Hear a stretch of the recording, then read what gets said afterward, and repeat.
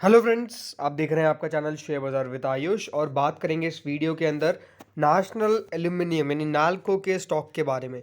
तो फ्रेंड्स, नाल्को के share holders के लिए एक बढ़िया खबर निकल के आई है कि कंपनी के द्वारा डिविडेंड को अनाउंस कर दिया गया है। अगर आज बात करते हैं शेयर के बारे में तो डेफिनेटली 82.70 पे बंद हुआ, 70 पैसे ऊपर शेयर के अंदर आज आपको क्लोजिंग देखने को मिली और डेफिनेटली कह सकते हैं कि लास्ट कुछ समय के अंदर नाल्को का स्टॉक जो है वो कुछ खास करता हुआ नज़र नहीं आया। मतलब लास्ट एक महीने में 1.66% की तेज़ी, पिछले 6 महीनों के अंदर शेयर 12% के आसपास इंक्रीज हुआ है। लेकिन कंपनी के द्वारा दोस्तों डिविडेंड जो है वो डेफिनेटली कंसिस्टेंटली दिए जा रहे हैं। तो नाल्को ने इसी बीच एक और डिविडेंड का अनाउंसमेंट कर दिया जिसके बारे में डेफिनेटली हम बात करेंगे। लेकिन थोड़ा सा स्टॉक के ऊपर भी बात कर लेनी चाहिए यहाँ पे। तो अगर शेयर की बात करें तो ज़रूर देखिए, नंबर्स जो इस बार कंपनी के निकल के आए थे, एक बात आपको पता होनी चाहिए कि डेफिनेटली कंपनी के नंबर्स बहुत ज़्यादा इंकरेजिंग नहीं थे। नंबर्स काफ़ी ज़्यादा ख़राब थे। साल बर साल कंपनी के रेवेन्यू में 12% की गिरावट, कंपनी के मुनाफे में 70% के आसपास का ऑलमोस्ट फॉल, कंपनी का जो नेट प्रॉफिट मार्जिन होता है वो 64.61% गिर गया।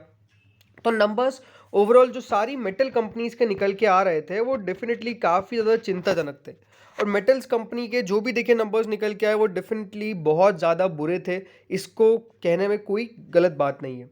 लेकिन एक बार आपको समझनी पड़ेगी कि जो पूरी साइकिल है मेटल की, वो डेफिनेटली अब चेंज हो रही है। मतलब वहाँ पर आपको चेंज देखने को मिल रहा है। कैसे चेंज देखने को मिल रहा है ये बात आपको पता होनी चाहिए कि मेटल जो है वो बहुत ज़्यादा ल्यूक्रेटिव है। बिकॉज चाइना का बढ़िया करना, मेटल का बढ़िया करना, चाइना का बुरा करना, मेटल्स का ओवरऑल बुरा करना, ये हमेशा दोस्तों लिंक रहता है। तो चाइना ने जिस तरह से अब फिर से अपनी रीओपनिंग के ऊपर ध्यान दे रहा है, चाइना जिस तरीके से फिर से रीओपन हो रहा है, माना ये जा रहा है कि मेटल के लिए ये बहुत बढ़िया संकेत है।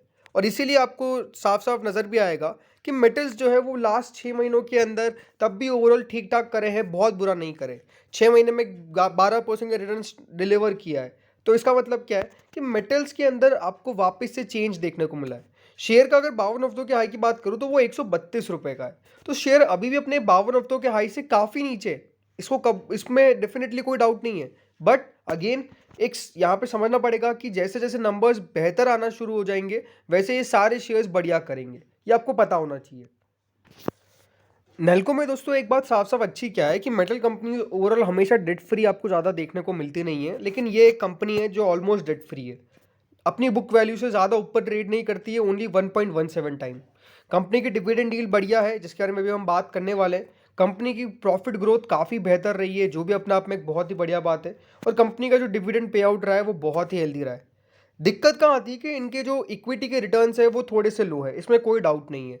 बट ओवरऑल अगर आप इसको इसके पीयर से कंपेयर करना चालू करें तो ये बात साफ साफ आपको देखने को मिल जाएगी कि स्टॉक जो है वो मात्र 7.5 की पी पे ट्रेड करता है। और इस मार्केट कैप में जिस पी पे कंपनी ट्रेड करती है वो बहुत ज़्यादा ठीक है, कोई दिक्कत वाली बात नहीं है। नंबर्स अनडाउटेडली कंपनी के थोड़े से अभी बिगड़ते हुए नज़र आ रहे हैं।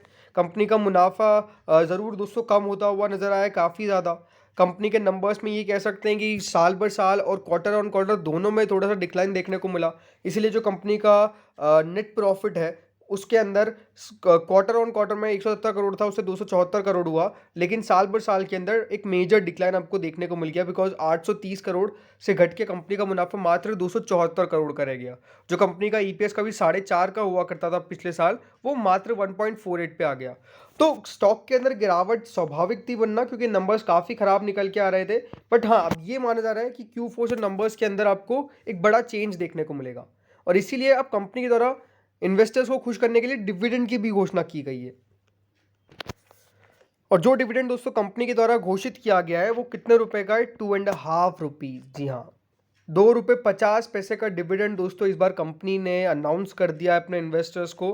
पहला डिविडेंड दिया था 1 रुपये का, उसके बाद अब दिया है 2.5 रुपये का डिविडेंड। और ये अपने आप में काफ़ी बेहतर है। 21/3/2023, ये बात ध्यान रखिएगा, 21/3/2023 कंपनी के डिविडेंड की एक्स डेट होने वाली है।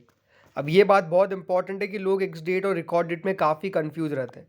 तो ये बात ध्यान रखिएगा कि अगर आपको डिविडेंड चाहिए तो आपको 21 से पहले पहले इस स्टॉक को खरीदना पड़ेगा। अगर आप इससे पहले खरीद लेते हैं तो आप एलिजिबल रहेंगे। दोस्तों आज देखिए, आज तारीख हो चुकी है कौन सी? 17 मार्च, राइट। तो अब 18 और 19 को तो मार्केट बंद है। तो अब आपके पास मौका कब है? अब आपके पास मौका है ओनली ऑन 20 मार्च, यानी 20 मार्च को दोस्तों आपके पास आखिरी मौका रहेगा जब आप इस डिविडेंड के लिए स्टॉक को बाय कर सकते हैं। अगर आप 20 मार्च को बाय कर लेते तो आप एलिजिबल रहेंगे, लेकिन अगर आप सोचते कि मैं 21 मार्च को बाय कर लूँ तो क्या मैं एलिजिबल रहूँगा? जी नहीं। आप 21 ऑफ मार्च को अगर बाय करते हैं तो आप डिविडेंड के लिए एलिजिबल नहीं रहेंगे। जिनके पास ऑलरेडी स्टॉक है और वो कम से कम 22 मार्च तक होल्ड करते हैं, अगेन वापस से कह रहा हूँ, 22 मार्च कौन सी डेट है? 22 मार्च दोस्तों इसकी रिकॉर्ड डेट है। रिकॉर्ड डेट 22 मार्च है और 21 मार्च कौन सी है? Ex date. तो रिकॉर्ड डेट तक आपको होल्ड करना है, यानी 22 तारीख तक होल्ड करना है, लेकिन उसके लिए आपको बाय कब करना है? 20 मार्च को। अगर आप 20 मार्च को बाय करेंगे तो आप एलिजिबल रहेंगे। अगर आप 21 मार्च को बाय करते हैं और सोचते हैं कि डिविडेंड मिलेगा, तो नहीं मिलेगा। आपको बाय कब करना है? आपको बाय करना है बिफोर 21, यानी 20 मार्च को। तो ये बहुत इंपॉर्टेंट है। तो होपफुली आप समझ चुके होंगे कि आपको कब बाय करना है, तब जाके आपको डिविडेंड मिलेगा। तो डेफिनेटली ये ₹2.5 का डिविडेंड है और आपके 100 शेयर होते हैं तो आपको पूरे ₹250 का डिविडेंड जो है वो कंपनी के द्वारा मिल जाएगा, ये आपको पता होना चाहिए। तो एक अच्छी कमाई का मौका नज़र आ रहा है नाल्को के डिविडेंड के अंदर। अब देखिए स्टॉक के लेवल्स के ऊपर बात करें तो एक बात आपको समझ में आनी चाहिए कि नाल्को जो है वो डेफिनेटली एक इंक्रीजिंग ट्रेंड में है, गिरावट के ट्रेंड में नहीं है, एक इंक्रीजिंग ट्रेंड में। क्योंकि यहाँ पे अगर एक ट्रेंड लाइन साफ साफ शो करके आपको दिखाऊं तो ये आपको साफ समझ में आ ही जाएगा कि स्टॉक जो है वो डेफिनेटली जब से अपने इस लो के आसपास आया है उसके बाद से शेयर लगातार ऊपर बढ़ता हुआ नजर आ रहा है। ज़रूर इस बार हुआ क्या है कि स्टॉक ने डेफिनेटली थोड़े से अपने सपोर्ट लेवल के नीचे ट्रेड करना चालू किया है, लेकिन ज़रूर ये बात आपको समझ में आएगी कि स्टॉक अगर दोस्तों ये जोन काट देता है तो अपने आप में एक बहुत बढ़िया तेज़ी आपको देखने को मिल जाएगी नाल्को के अंदर। क्योंकि नाल्को जो है वो डेफिनेटली काफ़ी बढ़िया कर रहा है, लेकिन अब हो क्या रहा है कि अगर दोस्तों इस जोन के ऊपर निकल जाता है शेयर तो यहाँ पे जो तेज़ी है वो डेफिनेटली बनना शुरू हो जाएगी। क्योंकि स्टॉक के लिए अभी एक जोन है डेफिनेटली रेजिस्टेंस वाले, जिसके ऊपर स्टॉक ट्रेड नहीं कर पा रहा है। ये एक रेजिस्टेंस है अभी, क्योंकि ट्रेंड लाइन में साफ साफ आपको क्या देखने को मिलेगा कि स्टॉक जो है वो एक रेजिस्टेंस आते हैं ऊपर। अगर ये इस रेजिस्टेंस में इस ट्रेंड के ऊपर निकल जाता है शेयर तो अपने आप में एक बढ़िया तेज़ी बन सकती है। रेजिस्टेंस कौन कौन से इंपॉर्टेंट? देखिए ऊपर के अंदर जो रेजिस्टेंस सबसे बड़े निकल के आते हैं शेयर के लिए वो ये वाला है। बिकॉज 87 88 के आसपास शेयर जो है वो हर बार थोड़ा सा फिसलता हुआ नजर आया है, और जब भी उसके आसपास शेयर ट्रेड करता है तो डेफिनेटली फिसलता हुआ नज़र काफ़ी बार आया है। तो इस बार के लिए इंपॉर्टेंट यही है कि कम से कम अगर ये 86.75 86 के ऊपर निकल के टिक जाता है और क्लोजिंग दे देता है तो इट्स वेल एंड गुड।